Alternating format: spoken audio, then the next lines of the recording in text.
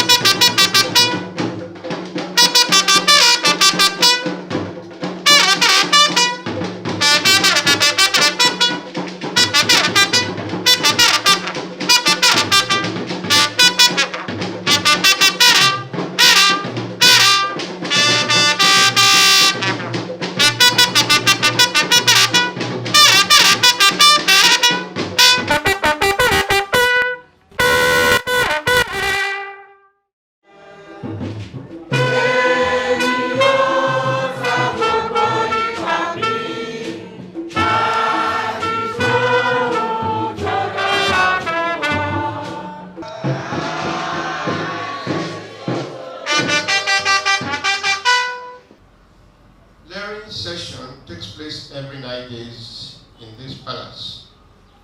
Kábíyèsí Jẹgun presides over the session. In attendance, we have the Olori seated next to Kábíyèsí. We have the High Chiefs, who are 6 in number. We have the Elebe group of chiefs, the Ikule group of chiefs. We have the Opochis, headed by Mama Lopu. That is the female group. Then we also have the Olojas, who are heads of the districts. We have 12 districts in Ile-Oluji, and the Olojas come from their various districts to attend during sessions and where they present any problems arising from the districts. We also have in attendance the protocol officers under High Chief Sashere. We also have in attendance the other chiefs, the Alaworos, the Babalawos or Ifa priests, and the Otuba. These are the princes and princesses. We have 3 ruling houses in Ile-Oluji: Odudu, Julubokun, and the Jimoko in rotation. The present Kábíyèsí, Oba Dr. Julius Oluwole Olufaderin Adetimehin, Jimoko II, Jẹgun Olúẹ̀kún and paramount ruler of Ile-Oluji Kingdom. He is from the Jimoko ruling house, succeeding the Dilubokun that have just passed on. We have our own system of counting the years, and our weeks here traditionally is made up of 8 days. Each of the Lein that falls between October and July every year takes place every 8 days. And on each of the occasions, this is tied onto this particular form. So at the end of the season, by the time you count this, you will know how many lanes have taken place during the year. For the rest of the year, between July and October, there are traditional festivals that are again spaced out in 8 days. So that is the way our forefathers used to count the year. Again, I want to proudly say that this is unique to Ile-Oluji and challenge anybody who thinks otherwise. Ile-Oluji o. Mo kí wọn kú ayọ̀ tòní o. Mo kí wọn fi àkú oríire tòní o. Lọ́wọ́n bí àpọ́n wọn dé o.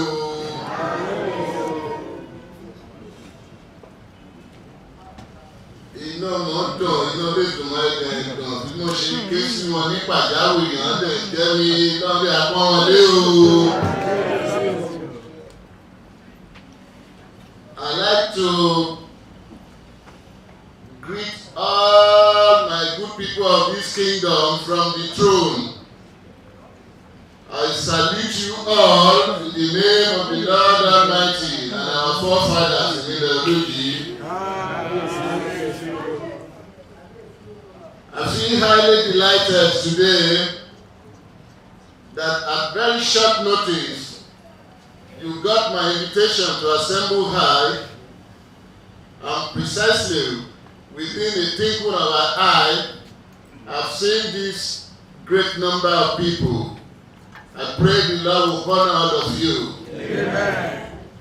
I pray it shall all be well with you. Amen. I pray Ile-Oluji Kingdom will prosper. Amen. I come uluku. Dede òye bẹ́ẹ̀ lọ lólu. Do ìdí gbọ́n mi sí omi òtó. All that I just said in the local dialects is to let you know the vision underlying this impromptu assembly today. And we are riding on the privilege of one of our sons based in South Africa who has graciously assembled his peers and counterparts operating on global network to come and give a profiling coverage of the Ile-Oluji Kingdom. This is a real privilege for which we shall forever be grateful to them, and we are sure the God we serve will surely reward them accordingly. Amen. Because this is a unique opportunity. By the time they complete this project and you have been aired globally, they will be projecting the good name of the Ile-Oluji Kingdom to the whole world.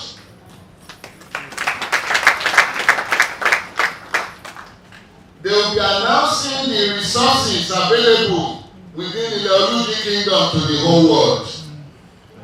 They will be announcing the tourism attractions that we are about tapping into within our kingdom to the whole world. More importantly, now that the crave in Nigeria is to diversify the base of our economy, they will be telling the whole world that we have a large expanse of available land for for agriculture. And by the time the whole world gets to know this, here will become another mecca for investment in agriculture. This is the beginning of some of the new things that we shall begin to experience during this new era. When they got to Ile-Oluji, they met Ogunja. These were aborigines, hunters, doing their thing, and they settled with them.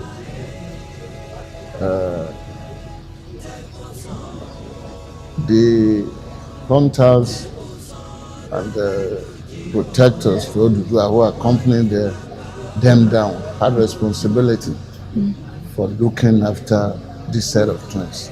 And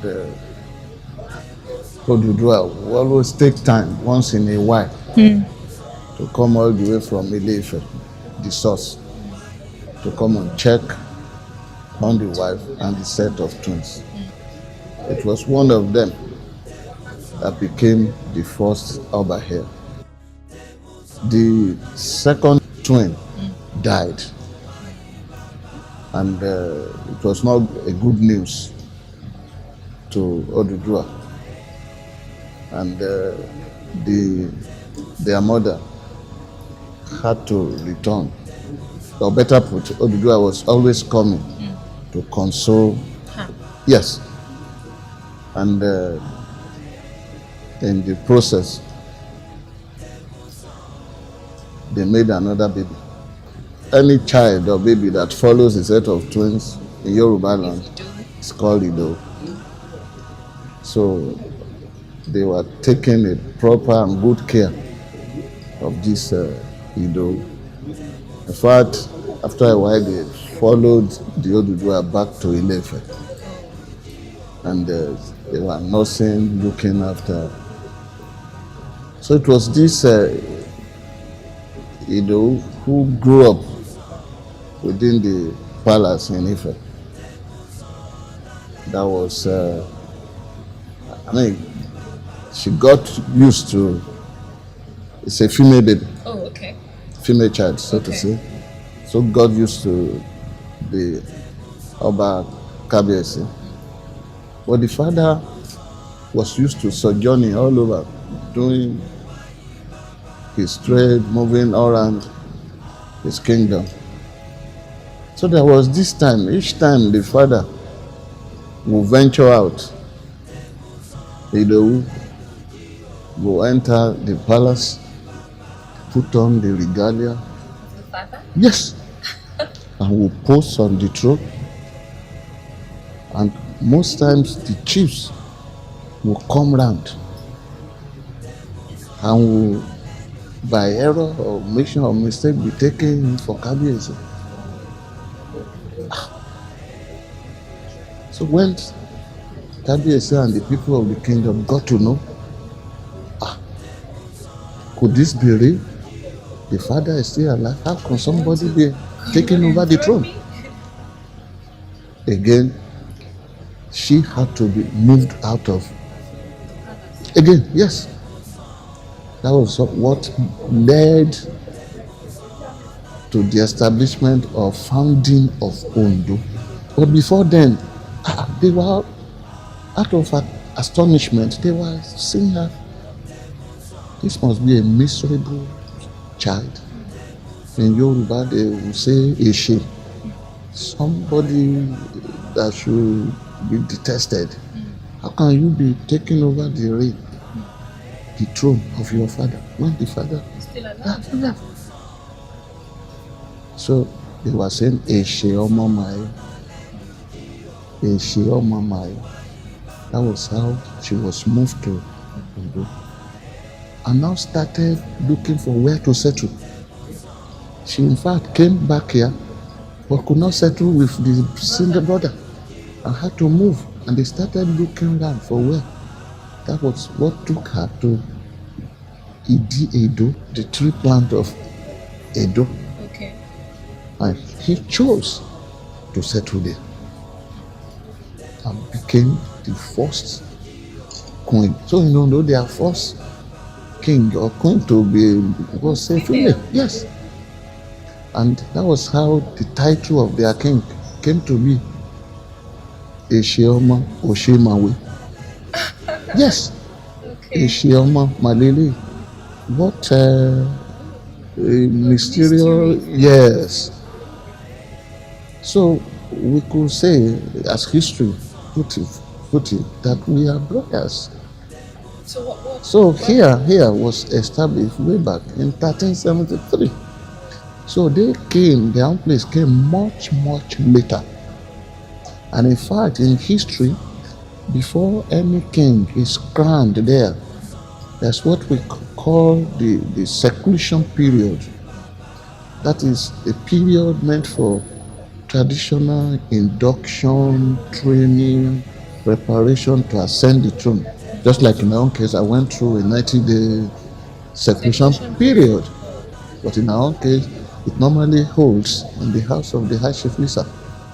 I was there for 90 days. But in their case, in history, even when I was still young, quite a number of the kings that were made or enthroned there had to come to Ile-Oluji here for their seclusion.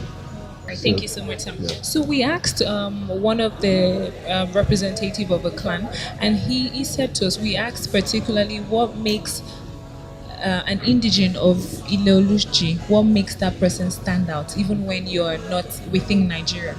And then he told us about tribal marks, but then it was surprising that he himself did not have a tribal mark. And of course, my royal majesty, you do not have a tribal mark as well. So what is You that won't other know I thing? have. You won't have. know. You won't know. I will show you the bits you can see. So what You see, tribal marks yeah. is a common feature in Yoruba land. And it has a purpose. It is meant to project history of your descendancy for identification. Where do you belong? Where do you come from?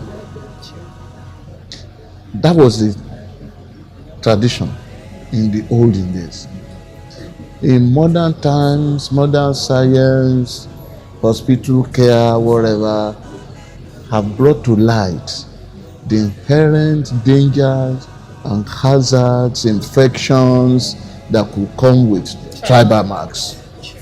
So it is fast fading out. In this part of Yoruba land, our traditional marks are the typical 11, one here, one here.